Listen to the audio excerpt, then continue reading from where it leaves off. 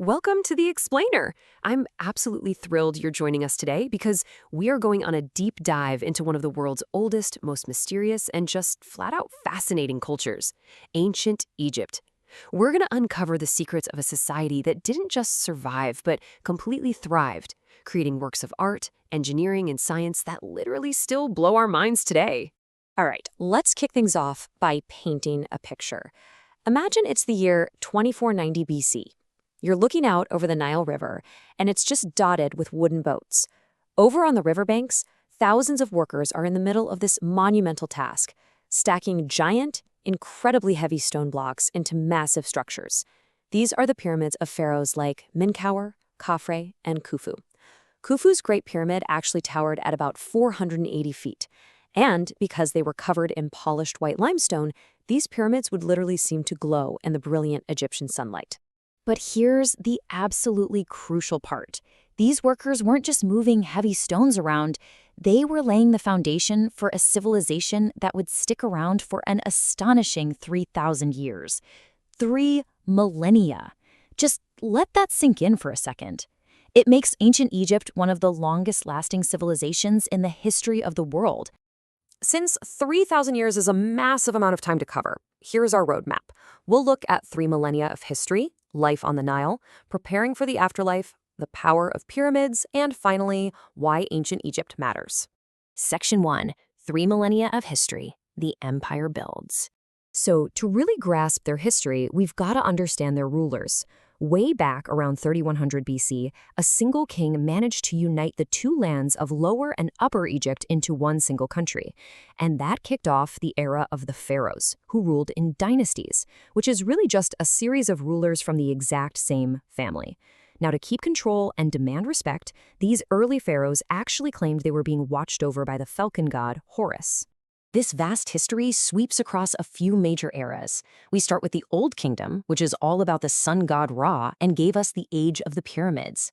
Then we cruise into the Middle Kingdom, known for its incredible art, right into the New Kingdom. That was their most prosperous period, giving us famous rulers you've probably heard of, like the female pharaoh Hatshepsut, the boy king Tutankhamun, and Ramses II.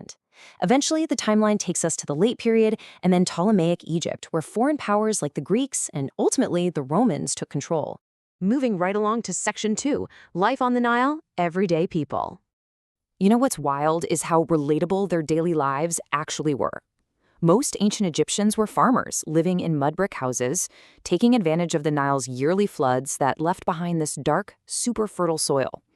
They worked hard growing wheat and barley, but they also loved to have fun. They swam, they played board games, and get this, they often named their pet cats Mew, which sounds exactly like a meow.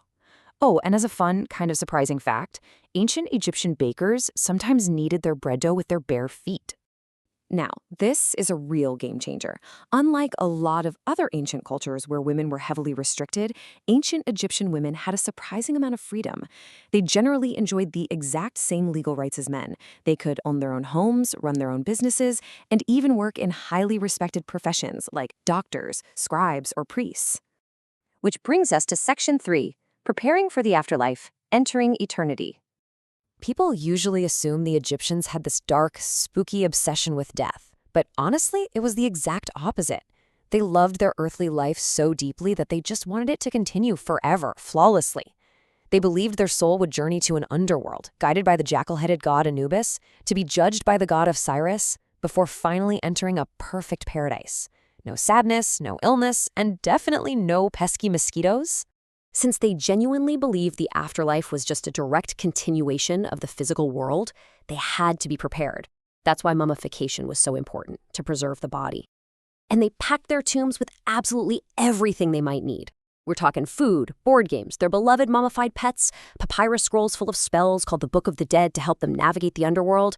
And yes, they even packed spare clean underwear. You gotta be prepared, right? All right, on to Section 4. The power of pyramids, iconic structures. So these famous monuments didn't just pop up out of nowhere. They evolved. Step 1, the very earliest rulers were literally just buried right in the ground. But by 3100 BC, this evolved into Step 2, burying rulers underneath these flat, rectangular mud brick structures called mastabas, which actually means bench in Arabic. Finally, that design got stacked and evolved into step 3, the awe-inspiring, geometrically precise stone pyramids we know today, built by farmers during the flood seasons. And finally, Section 5, Why Ancient Egypt Matters, Their Lasting Legacy. It is seriously amazing how much of our everyday life traces back to them.